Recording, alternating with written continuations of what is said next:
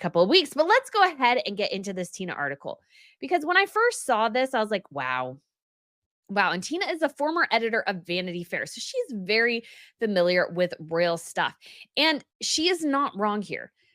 I can't even emphasize enough how badly Meghan has played her hand, like truly badly. She could have been enormously successful, but it's her own failures combined with sheer incompetence that we've seen completely play out with American Riviera Orchard. I need to do again a whole deep dive on how terrible. Hey everyone, the discourse surrounding the Duke and Duchess of Sussex is a modern Rorschach test, a sprawling inkblot narrative onto which millions project their own views on monarchy, media, feminism, and race. Into this frenzied arena, few commentators enter with the authority and acerbic wit of Tina Brown, the former editor of Vanity Fair and The New Yorker, and author of the acclaimed The Palace Papers. Brown's recent unfiltered assessments of Meghan Markle and Prince Harry have not merely added to the noise, they have eviscerated the couple's carefully constructed narrative, painting a portrait not of malicious villains, but of tragically flawed individuals whose greatest enemy has been their own catastrophic decision-making. According to Brown's razor-sharp analysis, the core of the Sussexes' unraveling is not a hostile press pack, nor an inflexible institution, but Meghan Markle herself, whom Brown has implicitly labeled a hopeless strategist. Please do not forget to subscribe to the channel, thank you. The thesis is brutal in its simplicity. Meghan, a woman who navigated the cutthroat world of Hollywood to achieve a moderate level of success, fundamentally misdiagnosed the institution she was marrying into. She entered the royal family, Brown suggests, not as a student of its ancient, bizarre customs, but as a disruptor, a Silicon Valley-style change agent who believed her modern approach could streamline a 1,000-year-old monarchy. This was her first and most profound error. Brown eviscerates the notion that Meghan was prepared for the role. She portrays her as a woman who, despite her stated desire for privacy, was intoxicated by the global megawattage of royal fame without comprehending the scorching scrutiny that came with it. She wanted the crown but not the weight of its history, the adoration without the obligation, the platform without the protocol. Her decision to leverage her royal status for commercial gain, the multi-million-dollar deals with Netflix and Spotify, while simultaneously demanding the respectful distance afforded to working royals, is, in Brown's view, the height of strategic incoherence. It was an attempt to have the world's most glamorous cake and eat it too, a move that irrevocably shattered their credibility and alienated both the institution they left and the public that once adored them. This critique of Meghan's decision-making is most piercing when Brown discusses the Oprah Winfrey interview. While it was undoubtedly a global event that swayed public opinion in their favor initially, Brown likely views it as a tactical nuclear option that burned every possible bridge for a return and set a disastrous precedent. It locked them into a narrative of victimhood from which there is no elegant exit. Every subsequent commercial venture, every interview, every leaked story is now filtered through the lens of that explosive, deeply personal testimony. It made their story a product, and in doing so made it impossible to ever again claim a private family life. Yet Brown's critique is not reserved for Meghan alone. Her characterization of Prince Harry as naive is a devastatingly succinct diagnosis of his role in the debacle. Brown's Harry is not a malicious conspirator, but a wounded, emotionally stunted man who placed all his faith in a new savior, his wife. He is portrayed as a man so scarred by the trauma of his mother's death and his life in the goldfish bowl that he saw in Meghan not just a partner, but a liberator. His naivete, according to this view, lay in his belief that they could successfully outmaneuver the very system that had defined and constrained his entire existence, using the very tools, the media, that he blamed for destroying his mother. He failed to see, as Brown clearly does, that the media machine he now courts is far more ruthless and less accountable than the royal rota he despised. His naivete was in believing they could control the narrative indefinitely. The unceremonious collapse of their Spotify deal and the reports of a lackluster work ethic from their production company, Archewell, suggest a couple who believed their story was enough, without the need for the grinding, substantive work required to sustain it. Harry, the eager acolyte, followed Meghan's lead into a commercial world for which neither were truly prepared, swapping one gilded cage for another of their own making, one where the currency is not duty but content, and the audience is a fickle market, not a loyal subjectory. The tragic arc that Brown outlines is Shakespearean in its dimensions. It is the story of two people who, in a desperate bid for freedom and happiness, made a series of decisions that ultimately circumscribed that freedom and complicated that happiness. happiness. They sought independence, but became more dependent than ever on the media networks they claim to despise.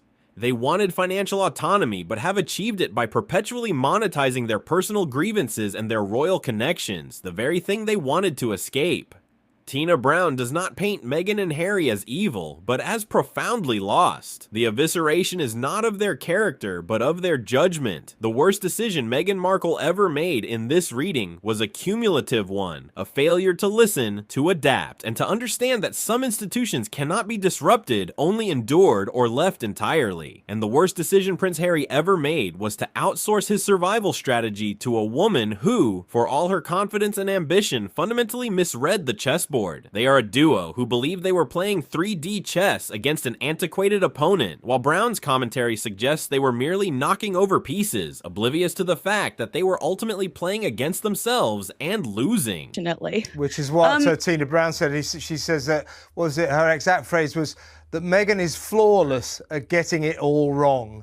And as you say, she goes on to say, and this is what I mean about, I wish I'd have come up with these phrases. And by the way, I am going to steal them.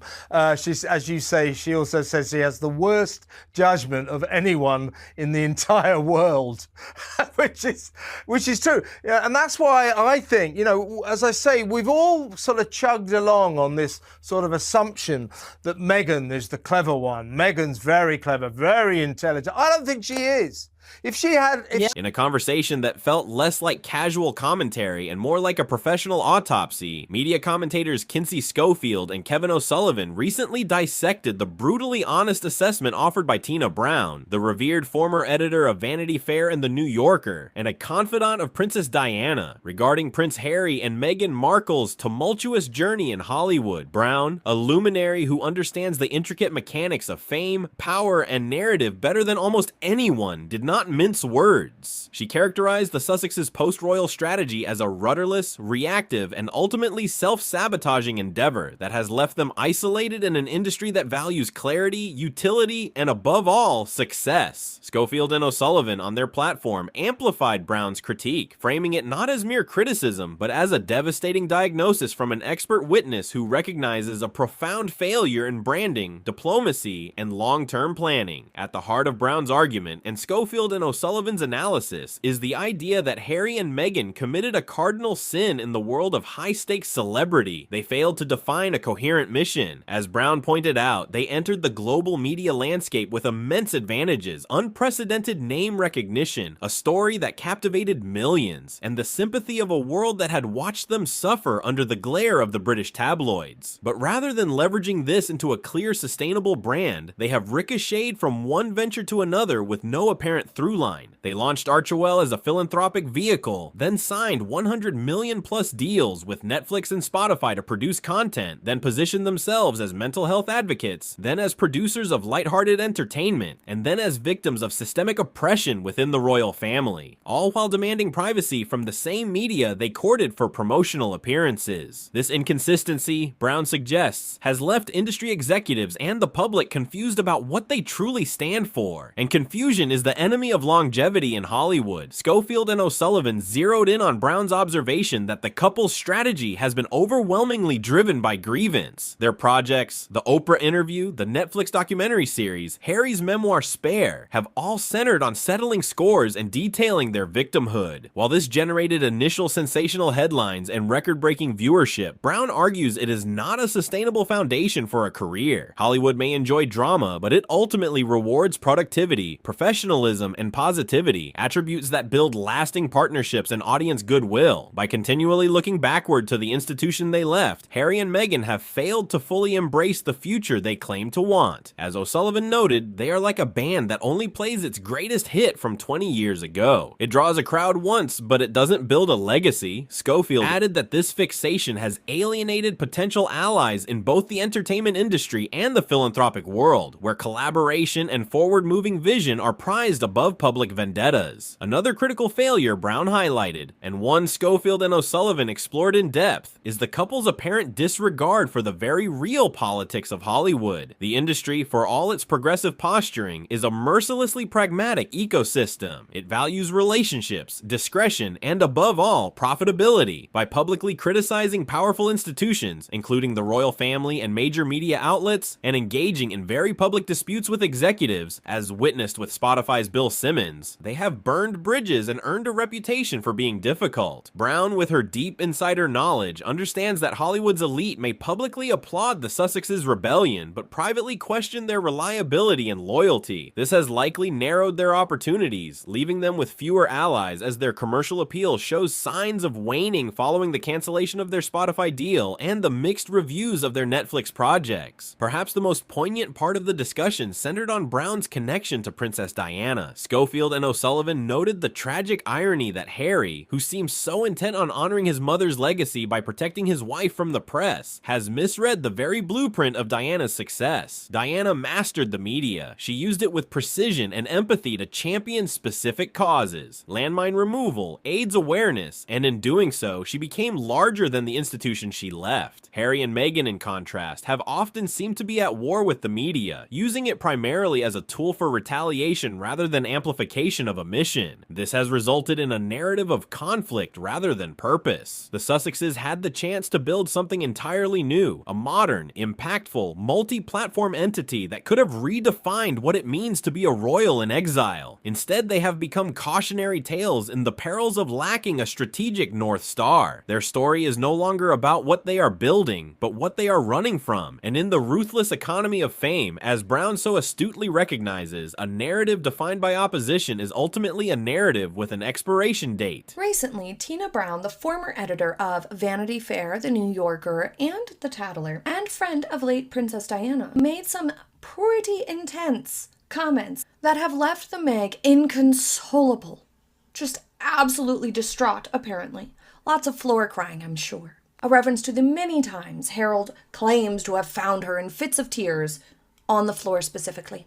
The relentless public dissection of Meghan, Duchess of Sussex, entered a new and particularly brutal phase recently with scathing commentary from a well-respected journalist, whose credentials lend a weight to the criticism that the usual tabloid vitriol lacks. While the specific phrasing may vary, the essence of the indictment is clear. Meghan's strategic ideas are total crap, and she possesses a counterproductive perfectionism, a meticulousness about getting everything precisely wrong. This is not merely gossip, it is a damning professional assessment from a commentator with deep sources and understanding of both the media and royal landscapes. For Meghan, this represents a significant and dangerous escalation, moving the critique from her character to her competence, and it arrives at a moment of profound vulnerability in the Sussex brand. The immediate meaning for Meghan is a further cementing of a specific and damaging narrative within influential circles in the two industries she needs most: entertainment and publishing. The first takeaway is the erosion of her credibility as a strategic thinker and a reliable business partner. The collapse of the Spotify deal, accompanied by the now infamous characterization of the couple as fucking grifters by a top executive, was a body blow. This new criticism acts like salt in that wound, providing a public explanation for that failure. The ideas simply weren't good enough. In the high-stakes world of content creation, being labeled difficult is one thing. Being labeled strategically bankrupt is quite another. It makes potential partners hesitate, not just because of drama, but because of a perceived lack of viable product. Secondly, the perfectionist tag, when framed this way, transforms a potential strength into a glaring weakness. It suggests a paralysis, an inability to execute or collaborate effectively because of an insistence on an unattainable or misguided vision. This paints a picture of a chaotic and frustrating work environment, a reputation that closes more doors than it opens. What makes this moment fundamentally different from earlier waves of criticism is the context. This is no longer about her feud with the royal family. That story, while still simmering, has largely been told. The Oprah interview was their peak narrative moment, a perfectly executed piece of televised testimony that won the global PR battle. The subsequent Netflix documentary was a victory lap, but now the story has shifted. The conversation is no longer about what was done to them, but about what they are doing or failing to do. The scrutiny is on their output, their commercial performance, and their ability to build a sustainable, independent enterprise. They are being judged not as victims, but as executives and creators, and by those metrics, they are faltering. The market, a far less sentimental judge than the court of public opinion, is beginning to render its verdict. The boundless sympathy they once commanded is now tempered by hard questions about deliverables, ROI, and professional competence. They are no longer the plucky underdogs. They are now just another player in a ruthless industry, and one that appears to be struggling. However, for all the sharp insight in Tina Brown's overall analysis, there is a point where her assessment and that of the broader media elite merits pushback. The criticism often leans into a trope of Meghan as a scheming, calculated puppet master who knowingly ensnared a naive Harry. This narrative, while compelling, is overly simplistic and lets the institution of the royal family and the vile elements of the British press entirely off the hook. To lay the entire catastrophe at Meghan's feet is to ignore the profound institutional failure that occurred. Where I disagree with the totality of Brown's assessment is in the underestimation of the racism and misogyny that Meghan faced, which was not a minor obstacle but a fundamental and corrosive force. To frame her desire for control and perfectionism solely as a personal failing ignores the reality that she was facing a barrage of uniquely vicious and bigoted attacks. When every detail of your existence, from the way you hold your baby bump to the shade of your child's skin, is picked apart with malicious intent, a desire for hypervigilant control is not a pathology. It is a rational, if ultimately unsustainable, survival mechanism. The institution's alleged refusal to provide her with adequate support or to correct blatantly false stories was not a minor oversight. It was a critical failure that forced her into a defensive, paranoid posture. Furthermore, the characterization of Harry as a purely naive victim is condescending and ignores his own agency. Harry was a 36-year-old man with a lifetime of experience with the press's darkness. His grievances were deep, personal, and long-standing. He didn't just blindly follow. He saw in Meghan a partner for his own escape and a chance to break the cycle he felt destroyed his mother. To paint him as a duped child is to ignore his own conscious, calculated rebellion against a system he despised. Theirs was a partnership of mutual desire for liberation, however poorly executed. The latest wave of criticism highlights the Sussexes' core dilemma. They are trapped between two worlds. They rejected the rigid, duty-bound world of the monarchy, but are now floundering in the meritocratic, performance-driven world of commerce. Their royal status got them in the door, but it cannot force anyone to buy what they are selling. The critique of Meghan's ideas and execution is likely a painful glimpse into the boardrooms they now frequent. The perfectionism born from surviving a media firestorm is now hindering her in an industry that values agility and collaboration. The tragedy is that the very traits that helped her survive the palace are now failing her in Hollywood. The question is no longer whether they were wronged, but whether they can adapt, learn, and produce work that justifies their platform. A challenge every bit as daunting as navigating the halls of Buckingham Palace. Tina Brown has launched one of the most devastating attacks on Meghan Markle yet. This comes, of course, after Hollywood Reporter turned, after the Daily Beast turned, after Newsweek turned. And this criticism from Tina Brown, who, remember, was close friends with Princess Diana and is a chronicler of the British royal family, is going to hurt bad in Montecito. Listen to what she had to say.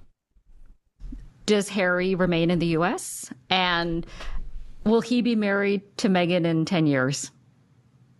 I think he's pretty much in the thrall of Meghan. Yes. The trouble with Meghan is that she has the worst judgment of anyone in the entire world. I mean, she's...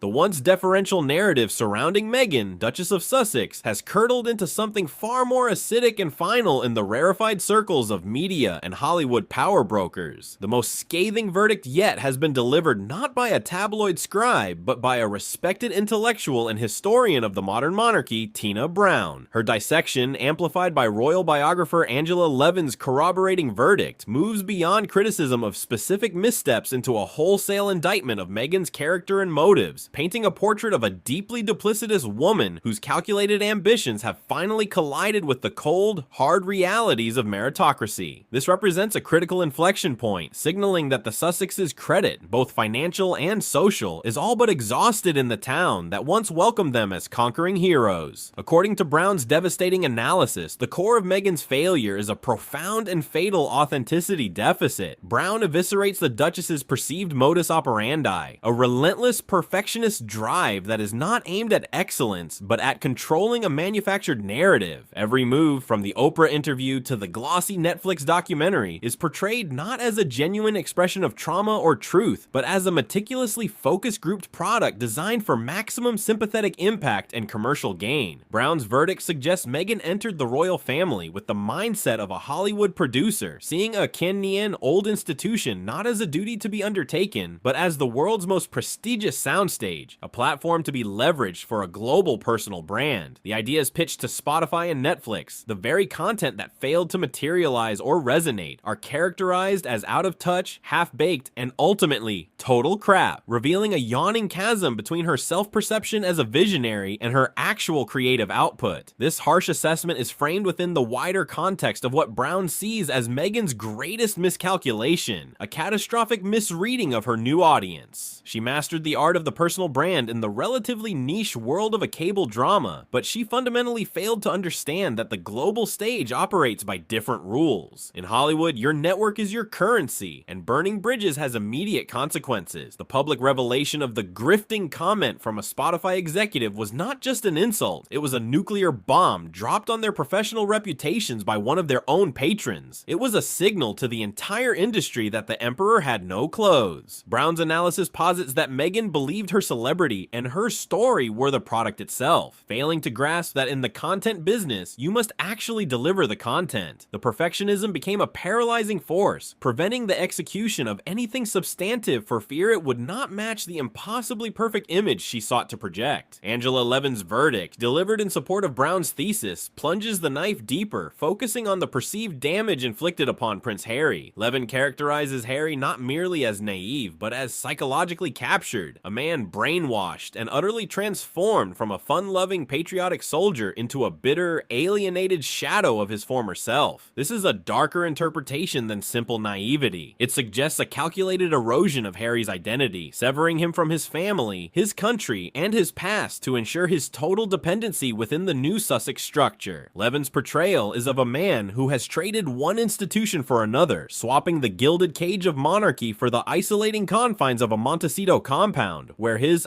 worldview is filtered and controlled. The tragedy, from Levin's perspective, is that the liberation Harry sought has resulted in a deeper, more personal imprisonment. The convergence of these two sharp-minded women on this verdict is significant because it transcends the usual partisan royal commentary. It is a cold, hard assessment of brand failure from a commercial and reputational perspective. Hollywood isn't turning on Meghan because of palace briefings or British tabloid bias. It is turning on her because she and Harry have proven to be a bad investment. They are seen as high maintenance, low output, and tainted goods. The boundless sympathy capital they accrued from the Oprah interview has been spent, and their account is now deeply overdrawn. The market is doing what the palace could not, holding them to account for their output and their conduct without regard for their titles or their personal grievances. The undeniable through line in both Brown's and Levin's assessments is the theme of duplicity, a stark contrast between the marketed image and the delivered reality. They present a woman who spoke of privacy while inviting cameras into her home, who championed compassion while being accused of bullying staff, who sought freedom while constructing a new life defined by even more controlling commercial contracts. This perceived lack of authentic core is what Hollywood, a town built on illusion but ruthless about the bottom line, ultimately cannot abide. In the end, the Brown-Levin verdict is more than just a takedown. It is a eulogy for the Sussex brand as a viable, respected entity. It marks the moment the narrative permanently shifted from what they escaped to what they have failed to build. They are no longer the plucky rebels fighting a stuffy institution. They are a cautionary tale about the perils of overestimating one's own leverage and underestimating the intelligence of one's audience. The doors that were once flung open are now closing, not because of a royal conspiracy, but because of a simple, brutal equation. The value they bring no longer outweighs the baggage they carry. The Duchess's perfectionism, once perhaps her greatest asset, is now her greatest liability, exposing a stark void where tangible achievement was supposed to be.